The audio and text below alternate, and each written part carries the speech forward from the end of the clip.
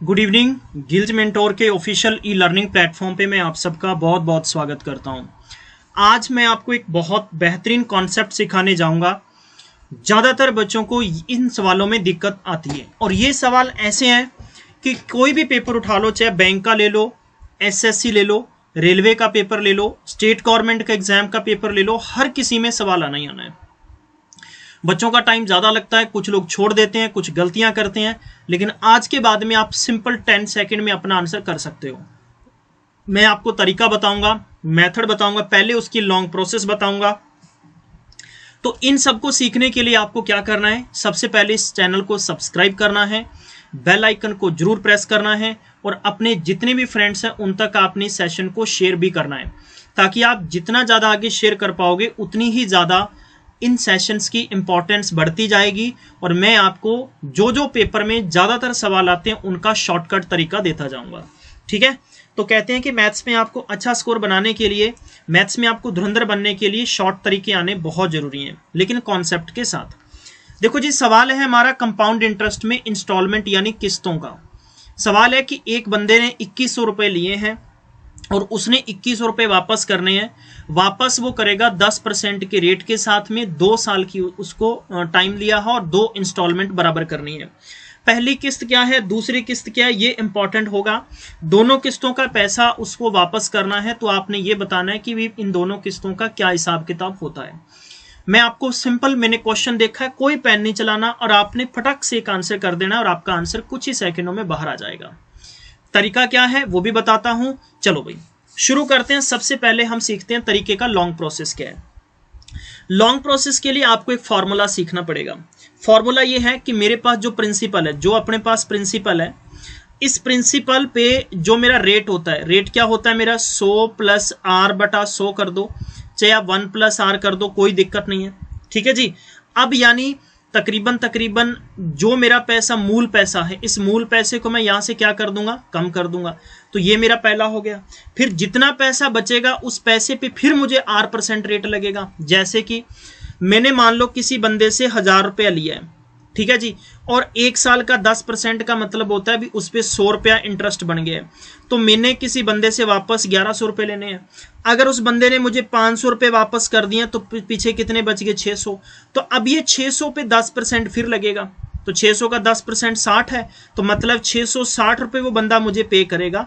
तो ये होता है कंपाउंड इंटरेस्ट। तो जो पहली किस्त हमने पे कर दी है, जितना पैसा बचेगा उस पर हमारे पास क्या है कि फिर से अपने क्या करेंगे, उस पर रेट लगाएंगे, बटा में 100 करेंगे। ठीक है जी। और अब इसमें से मूल पैसे में से प्रिंसिपल तो हम कम करेंगे, तभी ब्याज निकल के आएगा ना उसका।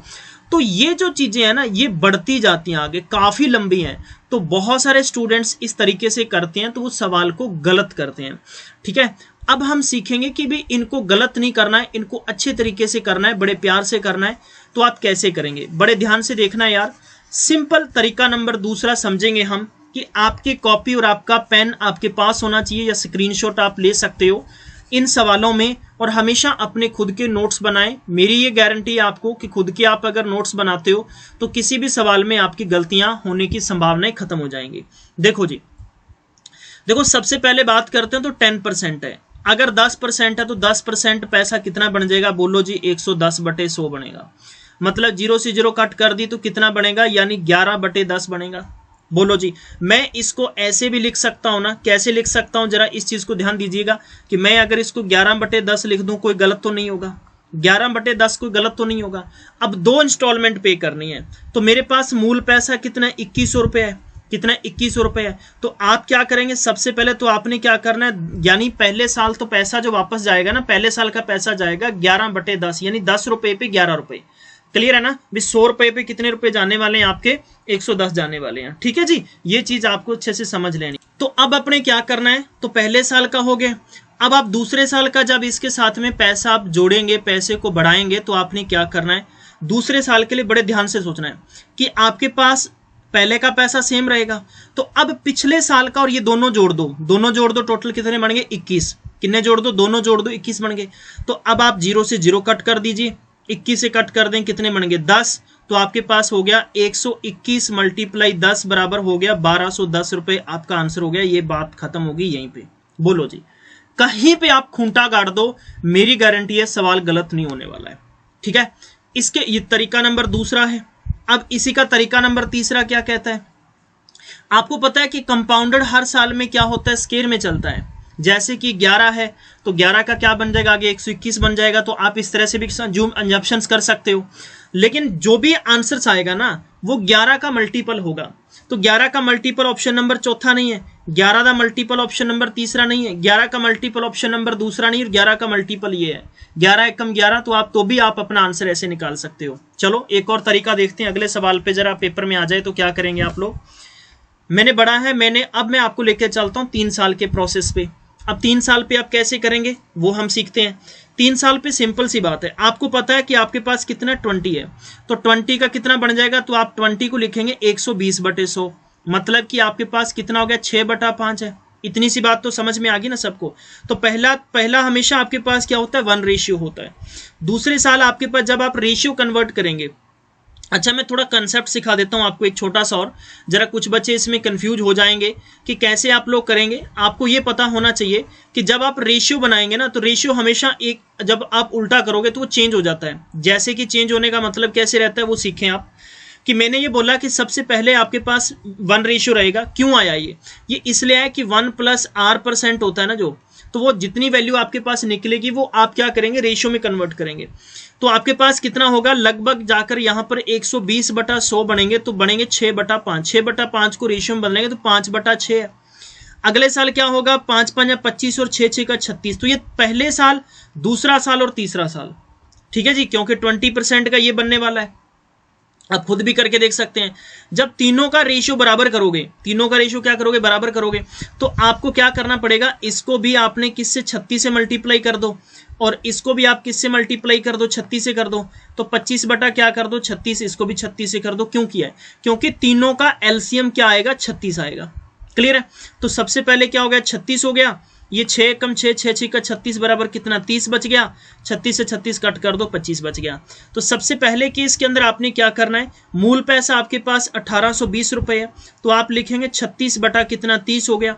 कितना हो गया, 36 बटा आपके पास क्या हो गया, 30 हो गया। तो अब दूसरे केस के अंदर आपके पास सिंपल सी बात है, सिंपल आप स्टोरी क्वेश्चन की वही डिजाइन करेंगे कि जो आपके पास एज यूजुअल होती है। देखो क्वेश्चन के अंदर आपको कंडीशनें दी है कि 3 बराबर किस्तें बनेंगी, तीनों किस्तों का मैंने रेशियो बना लिया। अब मैंने फैक्चुअल तरीके से दोनों चीजों को समझाना है कि कैसे समझाना है। तो आपके पास 36 रहेगा, तीनों को आप जोड़ देंगे, टोटल कितना बन जाएगा, 91 है। 0 से 0 कट कर दो, और ये हो गया आपके पास 91 दूना 182, और 12 × 3 = 36 है। तो 36 × 12 को मल्टीप्लाई करेंगे तो 12 × 6 = 72 है।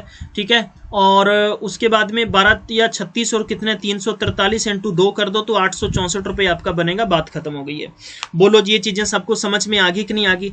यानी किसी भी बच्चे को इन सवालों को ये सोचने की जरूरत कभी नहीं पड़ेगी कि आपके क्वेश्चंस गलत होने की संभावनाएं हैं, मतलब संभावनाएं वहां पर नाम मात्र की हो जाएंगी अगर आप जेन्युइनली क्वेश्चनों को अच्छे तरीके से आप सॉर्ट करते जाओगे। ठीक है, तो मान लीजिए कि इसके ऑप्शंस क्या है। ये एसएससी का क्वेश्चन है, 784 है, और ये क्वेश्चन आपके पास 832 है, और ये क्वेश्चन आपके पास क्या है, 832, और ये क्वेश्चन है 904।